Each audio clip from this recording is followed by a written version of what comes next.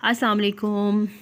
Chicken के, mutton के और बीफ के कोफ्ते तो बहुत ज़्यादा खा लिए होंगे आपने, तो अब ट्राई करते हैं कुछ सिंपल से कोफ्ते जिसके इंग्रेडिएंट्स आपके अपने किचन में हर वक्त मौजूद रहते हैं। 1 कप मैंने चना दाल ली है और 1 कप मैंने माश की दाल ली है। इन दोनों को रात भर भिगो दिया था ताकि ये अच्छे तरीके से नरम हो जाएं, क्योंकि हमें बहुत नरम की हुई दालें चाहिए। ठीक है, ये देखिए इन दोनों दालों को मैंने मिक्स कर दिया है। अब इन दोनों दालों को चाहे तो आप चॉपर में पीस लें, चाहे तो आप सिल पर पीस लें। मैं इसे सिल पर पीस रही हूँ और ये देखिए सिल पे पीसने की वजह से ये थोड़ी सी दरदरी सी पिसी है दाल, तो ऐसी ज़रा ज़्यादा अच्छी लगती है बजाय इसके को बहुत फ़ाइन पिसे।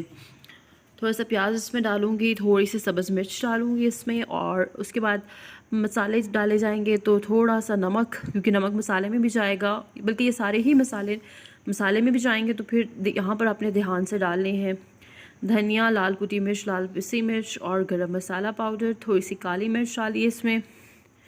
और अब इन सब मसालों को करना है अच्छे से मिक्स, बहुत अच्छे से मिक्स करना है, क्योंकि नहीं तो कोफ्तों में अच्छे से मिक्स नहीं होगा मसाला। थोड़ा सा लहसुन का पेस्ट भी इसमें मैं शामिल कर रही हूँ, और उसे मिक्स करने के बाद अब मैं इसके बनाऊँगी कोफ्ते। और ये देखिए इसमें कोई चीज़ डालने की ज़रूरत नहीं पड़ेगी, ये खुद ब खुद बहुत अच्छे जुड़ जाएंगे। और ध्यान रहे कि इसमें कोई लाइन ना रहे, वरना कोफ्ते फ्राई करते हुए टूट जाएंगे।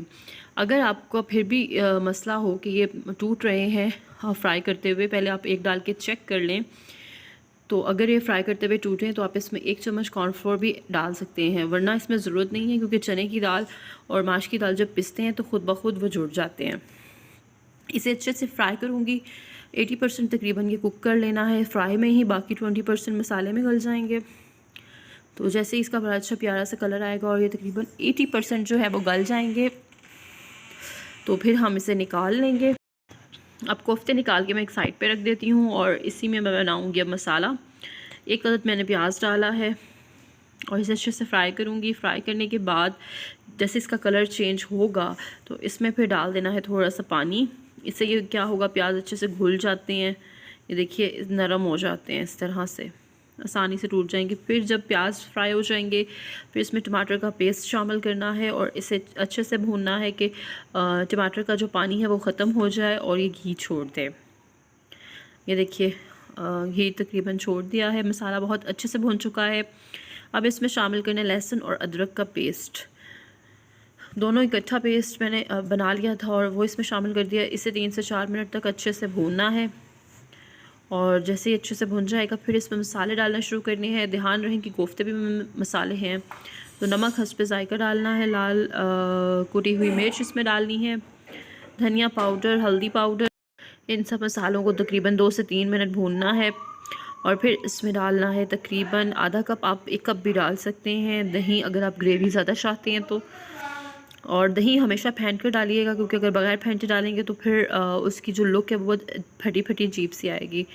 तो फेंटा हुआ दही था, ये मैंने इसे डाल दिया, इसे अच्छे से पकाया, घी दोबारा से अलग हो गया। अच्छा, अब क्या करना है, अब इसमें डालने हैं मसाले को एक दफ़ा अच्छे से भून लेना है कि वो घी छोड़ दे। फिर उसमें डालने हैं कोफ्ते, और कोफ्ते डाल के इसे 2 से 3 मिनट भूनना है, और फिर दोबारा ग्रेवी को हल्का सा पतला करना है। यानी कि आपने बिल्कुल इसे पतला नहीं करना, पहले अच्छे से भूनना है आपने, भूनने के बाद दोबारा इसे पतला करना है। एकदम से अगर पतला रखेंगे तो इस मसाले में वो टेस्ट नहीं आएगा। तो पहले इसे अच्छे से भूनना है, फिर थोड़ा सा पानी डाल के इसे पतला करना है। देखिएगा फिर जब आप हल्की आंच पर दम देंगे तो घी ऊपर आ जाएगा, और जो आपकी ग्रेवी है वो भी पतली हो जाएगी थोड़ी सी, और ज़बरदस्त सा जो आपका कोफ्ता है वो तैयार हो जाएगा। एंड पे सब्ज़ मिर्च और थोड़ा सा गरम मसाला डालकर गार्निश करेंगे, और थोड़ा सा हरा धनिया भी। और ये हमारी जो चने की दाल की कोफ्ता करी है वो तैयार हो गई है। इसे ज़रूर ट्राई कीजिएगा अपने घर में भी। अल्लाह हाफ़िज़।